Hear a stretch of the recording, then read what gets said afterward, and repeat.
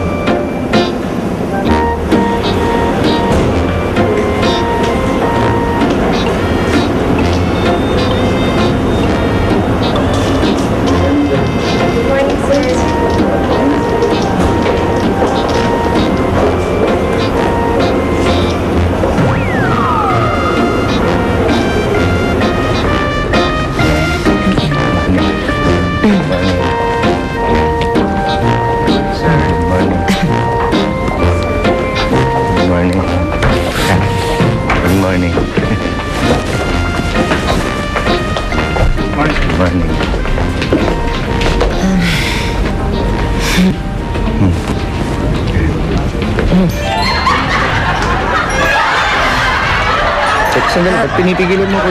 Opisina ko to. Ay, hindi po, sir. Hindi po kayo pwede pumasok dito. Bakit hindi? Opisina ko to.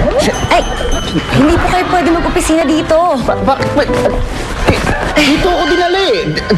Tandang-tanda ako. Ano nangyari sa inyo? Marikaro, tignan mo to. Ayaw ko pasukin. Opisina ko to, di ba?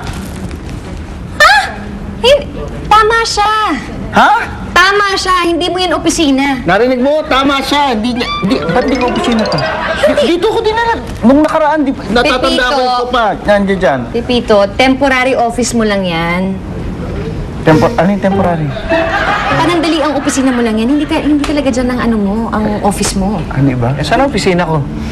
Alika, sasamahan kita sa bago mong opisina.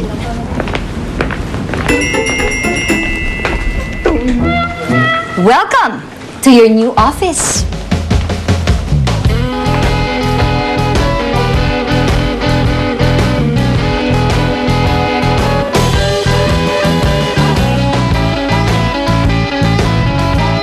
Well, ano masasabi mo?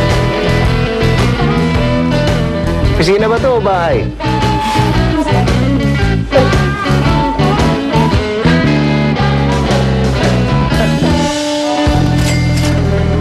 Ma'am, Chito, kumain na kayo.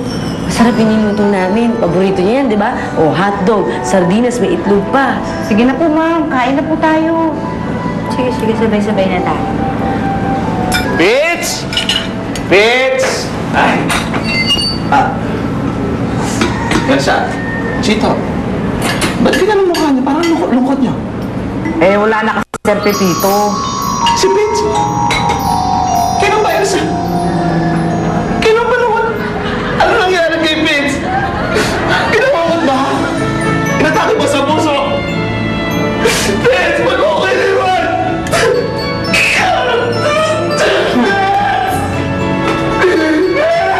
Kuya Patrick! Ano inisip mo dyan na patay na si Sir Pepito? Buhay pa si Sir Pepito, no? Eh, sinabi niyo wala na si Fitz eh. Wala na nga kasi siya, kasi maaga pumunta ng trabaho. Eh, hindi ko naman na dapat sinasabi niyo. Bakit? Nagtanong ka ba? Hindi. Oh. Di bale, sa susunod na punta ko at wala ka dito, tatanungin ko sila kung patay ka na.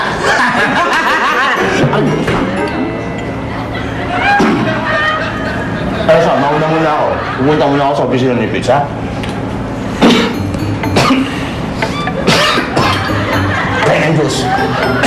Kaya ng Diyos. Yan, ang simba mo kasi. Kaya ng Diyos.